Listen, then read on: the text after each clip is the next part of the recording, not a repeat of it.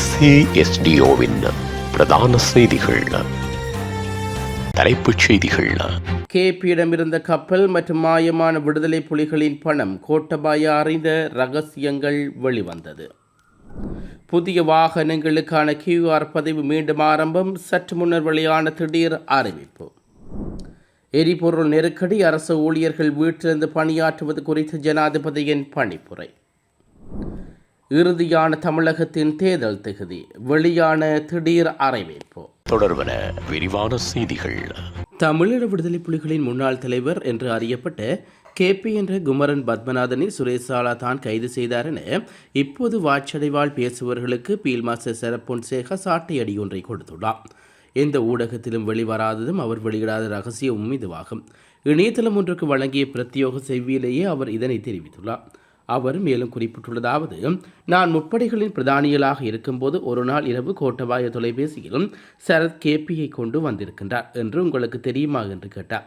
இலங்கைக்கு கொண்டு வரும் வரை அவர் யார் என்று தெரியாது. மலேசியாவில் இலங்கையர் ஒருவர் கைது செய்யப்பட்டுள்ளதாக ராயதந்திர அளவிலும் வந்த அழைப்புகளை அடுத்து புலனாய்வு குழு ஒன்று மலேசியாவுக்கு சென்று கைது செய்யப்பட்டிருந்தவரை விமான நிலையத்தில் அழைத்து வந்தபோது அவரை பாரப்படுத்த மலேசியாவிலிருந்து 20 வந்திருந்தார்கள். அவர்கள் கட்டநாயக்க விமான நிலையத்தில் அவர்களை ஒப்படைத்துவிட்டு இவ்வாறு குறிப்பிட்டுள்ளார். இவர் KP, உங்களுக்கு பாரப்படுத்துகிறோம். இதன் பின்னர் இவரை நீங்கள் எதையாவது செய்யுங்கள் என அவர்கள் போய்விட்டார்கள். அப்போதுதான் CIDயினர் கோட்டபாயாவுக்கு தொலைபேசியில் அறிவித்துள்ளார்கள். அதன் பின்னரே கோட்டபாயா எனக்கு சொன்னார். KP விமான நிலையத்திலிருந்து நேரடியாக கோட்டபாயன் வீட்டுக்கே அழைத்துச் செல்லப்பட்டுள்ளார். CIDயில் கொஞ்ச காலம் இருந்துள்ளார். ஆனால் சிறையில் அடைத்து வைக்கப்படவில்லை. பின்னர் அவர் யாழ்ப்பாணத்துக்கு அழைத்துச் செல்லப்பட்டு வீட்டு காவலில் வைக்கப்பட்டார். KPயிடம் இந்த கப்பல்கள் மற்றும் தமிழீழ விடுதலை புலிகளின் பணம் போன்றவற்றுக்கு என்ன நடந்தது என்று கோட்டபாயா தான் அறிவார். அதன் பின்னர் KPயுடன் டீல் பேசியது மஹிந்தாவும் கோட்டபாயாவும் தான். அவர்கள் என்ன செய்தார்கள் என்று எங்களுக்கு தெரியாது.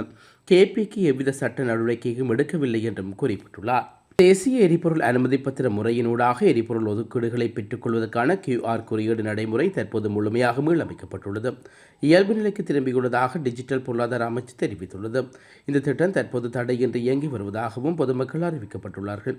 மேலதிக விவரங்கள் அல்லது இது தொடர்பான சிக்கல்களுக்கு அரசு தகவல் மையத்தின் 1919 என்ற விசேட இலக்கத்தினை தொடர்பு கொண்டு டிஜிட்டல் பொருளாதார அமைச்சு தெரிவித்துள்ளது.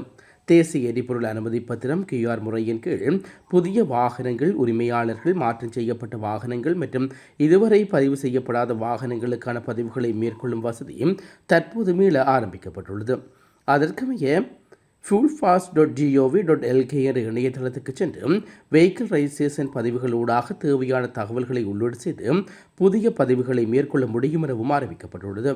புதிய வாகன உரிமையாளர்கள் எதிர்கொண்ட தொழில்நுட்ப சிக்கல்கள் தற்போது சரி செய்யப்பட்டுள்ளதாக தெரிவிக்கப்படுகிறது. எரிபொருளை சிக்கனமாக பயன்படுத்துவதை உறுதிப்படுத்தும் நோக்கில் அரசு ஊழியர்கள் வீட்டிலிருந்தே பணியாற்றுவதற்கான சாத்தியக்கூறுகள் குறித்து ஆராய்ந்து அறிக்கை சமர்ப்பிக்குமாறு ஜனாதிபதி பணிப்புரை விடுவித்துள்ளார். தற்போதைய சூழ்நிலையில் அத்தியாவசியமான சேவைகள் முறையாக பேணுவதில் எழுந்துள்ள சவால்கள் குறித்து சம்பந்தப்பட்ட அமைச்சுக்களின் செயலாளர் மற்றும் நிறுவன தலைவர்களுடன் இன்று ஜனாதிபதி அலுவலகத்தில் நடைபெற்ற கலந்துரையாடலின் போது ஜனாதிபதி இதனை குறிப்பிட்டுள்ளார். மத்திய கிழக்கு நிலவும் போர்ச்சூழலால் உருவாகியுள்ள நிலைமையை முன்கூட்டியே கணிக்க முடியாது எனவும் வளர்ந்து வரும் புதிய சவால்களை தொடர்ந்து கண்காணித்து ஒரு நாடாக அவற்று கூட்டு முயற்சியுடன் முகம் கொடுக்க வேண்டும் எனவும் ஜனாதிபதி அனுகுமார் திசாநாயக்க தெரிவித்துள்ளார். தெரிவு செய்யப்பட்ட சில அரசு ஊழியர்களை வீட்டிலிருந்தே பணியாற்ற அனுமதிப்பது குறித்து கவனம் செலுத்தப்பட்டு வருவதாகவும் தகவல் வெளியாகியுள்ளது. பல்வேறு தரப்பிலிருந்து இது குறித்த ஆலோசனைகள் முன்வைக்கப்பட்டுள்ளதாக அரசு நிர்வாக மாகாண சபைகள் மற்றும் உள்ளூராட்சி அமைச்சின் செயலாளர் சுமன அலோக பண்டார அறிவித்துள்ளார். தமிழகம் உட்பட 5 மாநில சட்டசபை தேர்தலுக்கான அறிவிப்பு தற்போது வெளியாகியுள்ளது. அதற்கமைய தமிழகத்துக்கு வரும் ஏப்ரல் 23 ஒரே கட்டமாக 234 தொகுதிகளுக்கும் வாக்குப்பதிவுகள் நடைபெறும் என்றும் அறிவிக்கப்பட்டுள்ளது. தொடர்ந்து மே 4 அன்று வாக்கு எண்ணிக்கை நடைபெறும் என்றும் அறிவிக்கப்பட்டுள்ளது. தமிழ்நாடு, புதுச்சேரி, கேரளா, அசாம் மற்றும் மேற்கு வங்காளம் ஆகிய 5 மாநிலங்களிலும் சட்டசபை பொதுத் தேர்தல் நடைபெறவுள்ளது. தமிழகத்தில் தற்போது 16வது சட்டசபையின் பதவிக்காலம் மே 10 முடிவடைகிறது. புதுச்சேரி சட்டசபையின் பதவிக்காலம் ஜூன் மாதம் 15 மேற்கு வங்காள மாநில சட்டசபையின் பதவிக்காலம் 15 அசாம் மாநில சட்டசபை மே 20 கேரளா சட்டசபை மே 23 நிறைவடைகிறது. இதற்காக 5 மாநிலங்களிலும் சட்டசபை தேர்தலை நடத்துவதற்கான அனைத்து பணிகளை முடிவடைந்துள்ளதால் தேர்தல் தேதி குறித்த அறிவிப்பு தற்போது வெளியாகியுள்ளமை குறிப்பிடத்தக்கது. மீண்டும் தலைப்புச் செய்திகள். KPயிடமிருந்த கப்பல் மற்றும் மாயமான விடுதலை புலிகளின் பணம் கோட்டபாய அறிந்த ரகசியங்கள் வெளிவந்தது. புதிய வாகனங்களுக்கான QR பதிவு மீண்டும் ஆரம்பம். சற்று முன்னர் வெளியான திடீர் அறிவிப்பு. எரிபொருள் நெருக்கடி, அரசு ஊழியர்கள் வீட்டிலிருந்து பணியாற்றுவது குறித்து ஜனாதிபதியின் பணிப்புரை.